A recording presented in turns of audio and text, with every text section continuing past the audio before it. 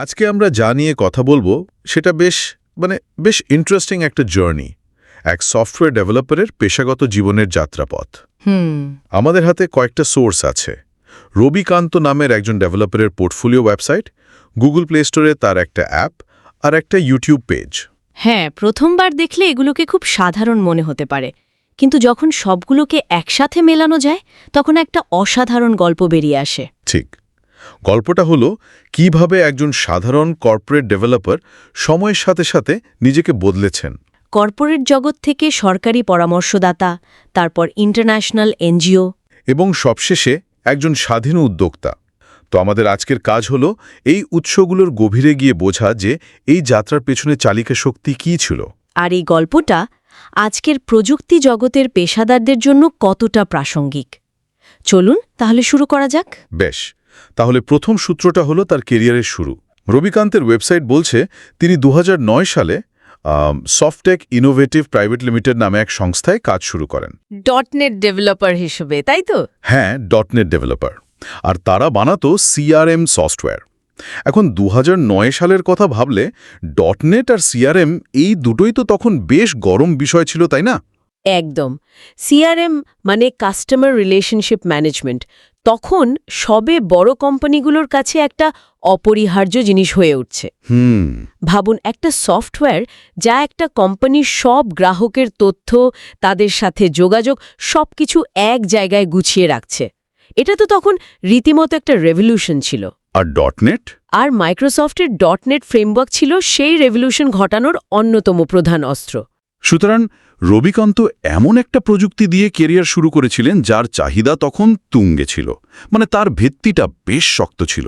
কিন্তু একটা প্রশ্ন মাথায় আসছে, .NET তো মানে এখনকার তুলনায় তখন অনেক বেশি প্রাসঙ্গিক ছিল। তাহলে সেই সময়ের দক্ষতা কি এখন তার জন্য একটা বোঝা, নাকি এখনও কোনোভাবে সাহায্য করছে? খুব ভালো প্রশ্ন। দেখুন, ট্যাগ জগতে তো কোনো কিছুই চিরস্থায়ী নয়, কিন্তু আসল জিনিসটা হলো সমস্যা সমাধানের দক্ষতা। ঠিক। .NET ব্যবহার করে একটা জটিল CRM সিস্টেম তৈরির যে অভিজ্ঞতা, সেটা তাকে শিখিয়েছে কিভাবে একটা বড় স্কেলের সফটওয়্যার বানাতে হয়। সেই শিক্ষাটা কিন্তু প্ল্যাটফর্মের উপর নির্ভরশীল নয়। বুঝতে পারছি। বরং আমার মনে হয় এই শক্ত ভিত্তিটাই তাকে পরবর্তীতে আরও বড় এবং জটিল সিস্টেম নিয়ে কাজ করার আত্মবিশ্বাস জুগিয়েছে। আর এখানেই তো গল্পের আসল মোড়টা আসে। ঠিক, কারণ এর পরের পদক্ষেপটা একেবারেই অপ্রত্যাশিত। ওয়েবসাইট অনুযায়ী 2012 সালে তিনি কর্পোরেট জগৎ ছেড়ে দিলেন। হ্যাঁ, যোগ দিলেন বিহার সরকারের স্বাস্থ্য বিভাগে একজন ডিস্ট্রিক্ট IT কনসালটেন্ট হিসেবে। এক মিনিট, সাধারণত তো মানুষ সরকারি চাকরি ছেড়ে কর্পোরেটে আসে, তাই না, ভালো মাইনের জন্য। এই উল্টো যাত্রাটাই তো সবচেয়ে আকর্ষণীয় বিষয়। একজন কর্পোরেট ডেভেলপার যার একটা স্টেবল চাকরি আছে, সে কেন হঠাৎ করে বিহারের মতো একটা রাজ্যের সরকারি কনসালটেন্ট হতে যাবে? নিশ্চয়ই, শুধু টাকার চেয়ে বড় কোনো আকর্ষণ ছিল।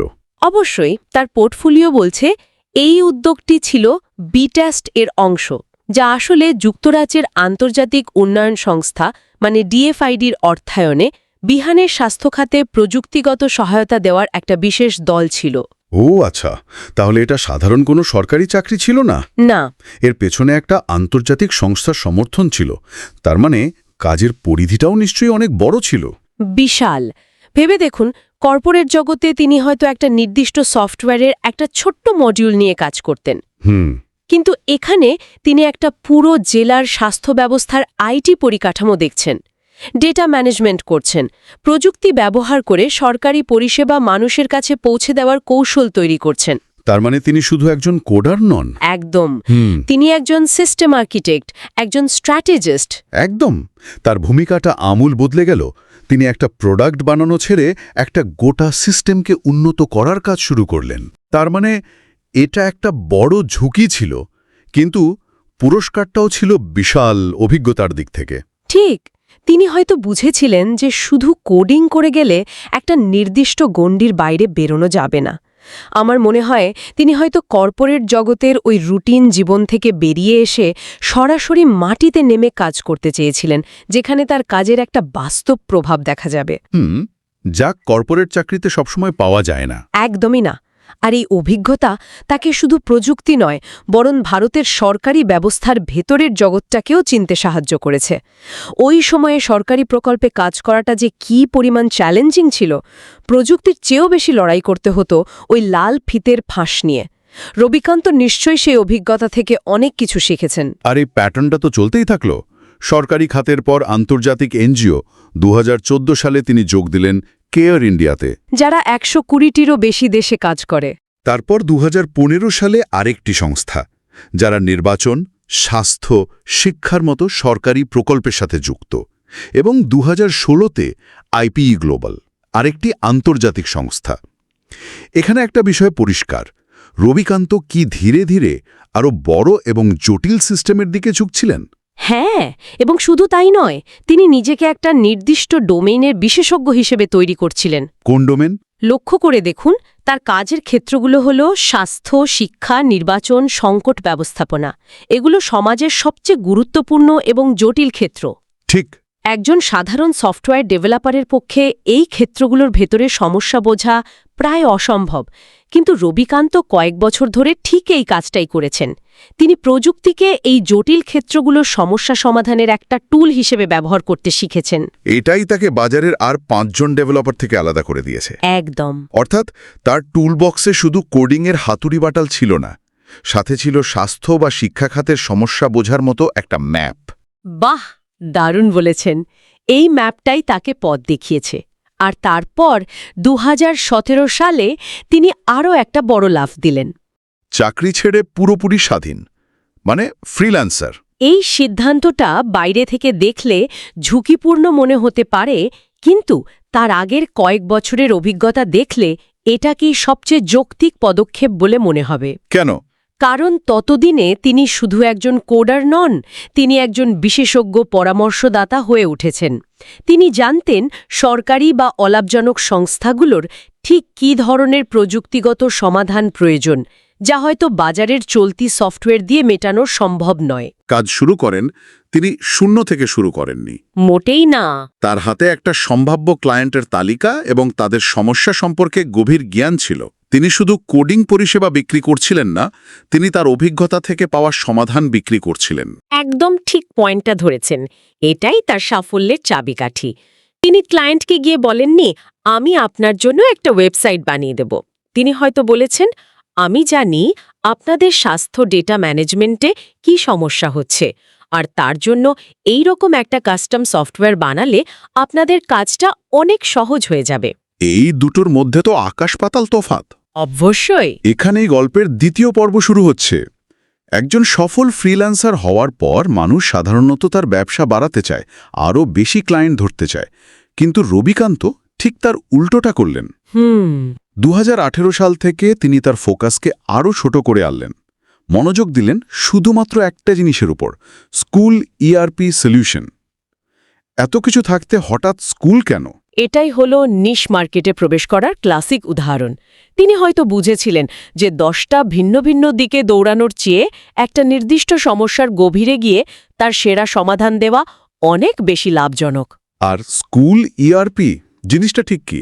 ধরুন, এটা স্কুলের জন্য একটা ম্যাজিক বক্স, যেখানে বাচ্চার অ্যাডমিশন থেকে শুরু করে বেতন দেওয়া, পরীক্ষার রেজাল্ট কার্ড তৈরি হওয়া, এমনকি লাইব্রেরির বই ফেরত দেওয়া, সবকিছুর হিসাব এক জায়গায় থাকে। মানে এটা স্কুলগুলোর জন্য একটা বিরাট প্রশাসনিক মাথা ব্যথা কমায়। ঠিক।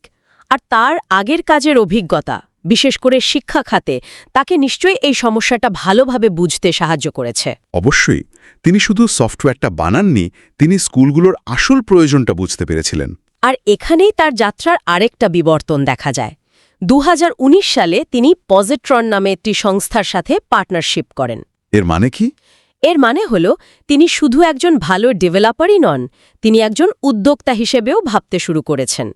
তিনি বুঝছেন যে একা সবটা করা সম্ভব নয়, ব্যবসাকে বড় করতে হলে অন্যদের সাথে হাত মেলাতে হবে। তাহলে আমরা দেখলাম কিভাবে একজন সাধারণ ডেভেলপার প্রথম একজন ডোমেইন এক্সপার্ট হলেন, তারপর ফ্রিল্যান্স পরামর্শদাতা এবং সবশেষে একজন বিশেষায়িত উদ্যোক্তা। না, আরও বাকি আছে। আমাদের হাতে থাকা দ্বিতীয় উৎস, মানে গুগল প্লে স্টোরে তার ব্যক্তিগত অ্যাপটি, এই গল্পের সাথে একটা নতুন মাত্রা যোগ করে। অ্যাপটির নাম রবিকান্ত। এটা খুবই আকর্ষণীয় একটা পদক্ষেপ। পেশাগতভাবে তিনি স্কুলগুলোর জন্য সফটওয়্যার বানাচ্ছেন, কিন্তু ব্যক্তিগতভাবে তিনি এমন একটা অ্যাপ তৈরি করছেন যার উদ্দেশ্য শিক্ষামূলক এবং সৃজনশীল কন্টেন্ট শেয়ার করা। এটা তার পেশাগত পরিচয়ের বাইরে গিয়ে একটা ব্যক্তিগত ব্র্যান্ড তৈরির প্রচেষ্টা। অ্যাপটার বিবরণে বলা হয়েছে এর টার্গেট অডিয়েন্স হল ছাত্র, শিক্ষক বা যে কোনো কৌতূহলী ব্যক্তি। এর মাধ্যমে শিক্ষামূলক ভিডিও দেখা যায়, একটা গ্যালারি আছে, আর সরাসরি হোয়াটসঅ্যাপে যোগাযোগ করার সুবিধাও রয়েছে। কিন্তু একটা প্রশ্ন জাগছে, এই যুগে কেউ কি একজন ডেভেলপারের ব্যক্তিগত অ্যাপ ডাউনলোড করবে? এর আসল উদ্দেশ্যটা কি হতে পারে? আমার মনে হয় এর দুটো উদ্দেশ্য আছে। প্রথমত, এটা তার স্কুল ইআরপি ব্যবসার একটা সাপোর্টিং টুল। কিভাবে? তিনি শুধু স্কুলগুলোকে একটা সফটওয়্যার বিক্রি করেই থেমে যেতে চান না। তিনি ছাত্রছাত্রী আর শিক্ষকদের একটা কমিউনিটি তৈরি করতে চাইছেন।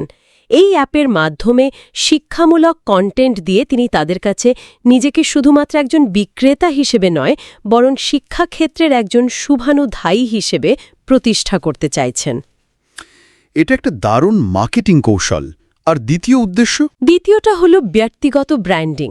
তিনি নিজেকে শুধু তার কোম্পানির পেছনে লুকিয়ে রাখতে চান না, তিনি রবিকান্ত নামটাকেই একটা ব্র্যান্ড হিসেবে তৈরি করতে চাইছেন। মানে যখন কোনো স্কুল তার ইআরপি সফটওয়্যার কেনার কথা ভাববে, ঠিক, তারা শুধু পজিট্রন কোম্পানিকে দেখবে না, তারা রবিকান্ত নামের একজন ব্যক্তিকে দেখবে, যার শিক্ষা নিয়ে নিজস্ব ভাবনা চিন্তা আছে, যিনি ছাত্রছাত্রীদের জন্য কন্টেন্ট তৈরি করেন।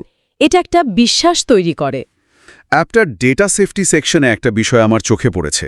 পরিষ্কার করে লেখা আছে, এই অ্যাপ ব্যবহারকারীদের কোনো ডেটা সংগ্রহ করে না বা তৃতীয় পক্ষের সাথে শেয়ার করে না। এটা কি ইচ্ছাকৃতভাবে দেওয়া একটা বার্তা? অবশ্যই। আজকের দিনে বিশেষ করে যখন আপনার ব্যবহারকারী ছাত্রছাত্রী, তখন ডেটা গোপনীয়তা একটা বিরাট বিষয়। এই ঘোষণাটা দিয়ে তিনি ব্যবহারকারী এবং তাদের অভিভাবকদের আশ্বস্ত করছেন যে তার প্ল্যাটফর্মটা নিরাপদ। এটা তার পেশাদারিত্বের একটা বড় প্রমাণ। একদম। এই ছোট ছোট বিষয়গুলোই একটা ভালো উদ্যোক্তাকে আর 10 জনের থেকে আলাদা করে দেয়। তাহলে পুরো ছবিটা যদি আমরা একসাথে দেখি, কি দাঁড়ালো? একজন .NET ডেভেলপার হিসেবে শুরু, তারপর সরকারি ও আন্তর্জাতিক সংস্থায় কাজ করে বিভিন্ন ক্ষেত্রের গভীর জ্ঞান অর্জন, সেই জ্ঞানকে কাজে লাগিয়ে একজন স্বাধীন পরামর্শদাতা হিসেবে নিজেকে প্রতিষ্ঠা করা, এবং সব শেষে একটা নির্দিষ্ট সমস্যাকে কেন্দ্র করে উদ্যোক্তা হয়ে ওঠা, আর এর পাশাপাশি নিজের ব্যক্তিগত ব্র্যান্ড তৈরি করা। এর বৃহত্তর অর্থ হল আজকের প্রযুক্তি জগতে সফল হওয়ার কোনো বাধা ধরা পথ নেই। রবিকান্ত যাত্রাটা আমাদের দেখাচ্ছে যে শুধু একটা নির্দিষ্ট প্রযুক্তিতে দক্ষ হওয়াই যথেষ্ট নয়। তাহলে কি জরুরি? আসল সাফল্য আসে যখন আপনি সেই প্রযুক্তিগত দক্ষতাকে অন্য কোনো ক্ষেত্রের গভীর জ্ঞানের সাথে মেলাতে পারেন। স্বাস্থ্য, শিক্ষা, অর্থ, যে কোনো একটা। এই ডোমেন নলেজ আর ব্যবসায়িক মানসিকতার মিশ্রণটাই হয়তো ভবিষ্যতের পেশাদারদের জন্য সবচেয়ে জরুরি। সত্যি, এই বিশ্লেষণটা ভাবার মতো। তার মানে আজকের দিনে যারা প্রযুক্তি জগতে ক্যারিয়ার শুরু করছেন, তাদের জন্য রবিকান্তের এই যাত্রা একটা বড় শিক্ষা। অবশ্যই। শুধু লেটেস্ট প্রোগ্রামিং ল্যাঙ্গুয়েজ শিখলেই হবে না, আশপাশের জগৎটাকেও বুঝতে হবে। একদম। আর এখানেই আমরা আজকে শ্রোতাদের জন্য একটা প্রশ্ন রেখে যেতে পারি। রবিকান্তের পেশাগত যাত্রা শুরু হয়েছিল অন্যের জন্য সিস্টেম তৈরি করার মাধ্যমে, কিন্তু সময়ের সাথে সাথে তিনি নিজের প্রোডাক্ট এবং নিজের একটা ব্র্যান্ড তৈরি করার দিকে এগিয়েছেন। নালের চূড়ান্ত লক্ষ্য কি শুধু বড় বড় কোম্পানির জটিল সমস্যার সমাধান করা, নাকি নিজের জ্ঞান এবং দক্ষতা কেন্দ্র করে একটা নিজস্ব ইকোসিস্টেম বা কমিউনিটি তৈরি করা? ক্লায়েন্টের জন্য কাজ করা নাকি নিজের ব্র্যান্ড তৈরি করা? ভবিষ্যৎ কোন পথে এগোবে?